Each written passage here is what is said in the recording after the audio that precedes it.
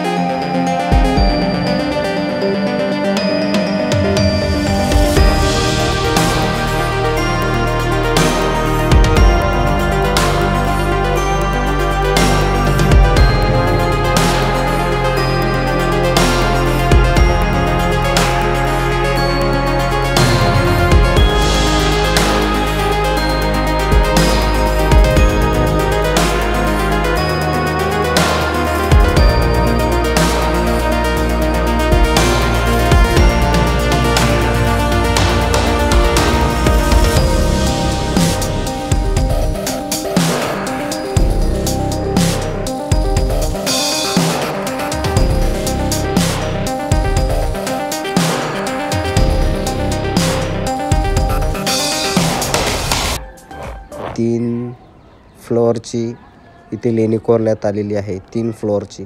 तर विचार करा मित्रांनो, 3 फ्लोअर त्या काळामध्ये कोरल्या जात होती लेणी, 3 फ्लोअरची त्या काळामध्ये. तर विचार करा, किती आश्चर्याची गोष्ट आहे, किती टेक्नॉलॉजी, किती पुढं होते ते लोक आपल्यापेक्षा. आता आपल्याकडं टेक्नॉलॉजी तरीसुद्धा आपण एवढं समोर नाही आहे, पण आता हे लोक त्या काळी किती समोर होते बघू शकता तुम्ही. लेणीच्या माध्यमातून जे काही आपले घराचे टेक्स्चर्स आहे, जे काही आपल्या घराच्या बिल्डिंग आहे, त्या सगळ्या इथूनच डिझाईन घेऊन गेलेले आहे. सगळे इथूनच आहे ते. कारण हेच बघून आपण बांधायला लागलो घरं मोठाले. तर आपण समोर येऊन आपण आलो आहे सगळ्यात मोठ्या लेणीमध्ये. म्हणजे बुद्ध मूर्ती आहे इथं, अतिशय सुंदर आणि सूक्ष्म. तर तुम्हाला मी नेतो आहे आतमध्ये, सगळ्यात मोठी वेरूळमध्ये. तर अशा प्रकारे इथे बांधकाम केलेले. हे पाण्याचा टँक आहे तिथं, आणि फॉरेनसुद्धा आलेले, पब्लिकसुद्धा आलेली, शाळेची मुलं. तर आता सध्याच्या पिरियडमध्ये खूप तिथे गर्दी आहे, खूप शाळेच्या ट्रिप जाते बुद्ध लेणी बघण्यासाठी. आणि हे बघा तुम्ही, इथे सुंदर असं खांब उभारलेला आहे. आणि इथून फायनली आपण आलो आहे, ही बघू शकता तुम्ही बुद्ध मूर्ती.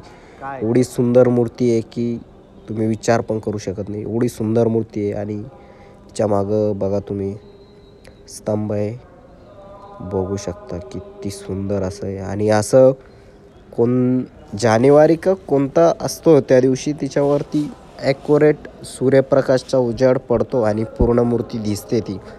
ते सांगता नाही येणार मला तो कधी पडतो, तर पण असा पडतो. न्यूजला, पेपरला, बातमीला सगळीकडे येत असते.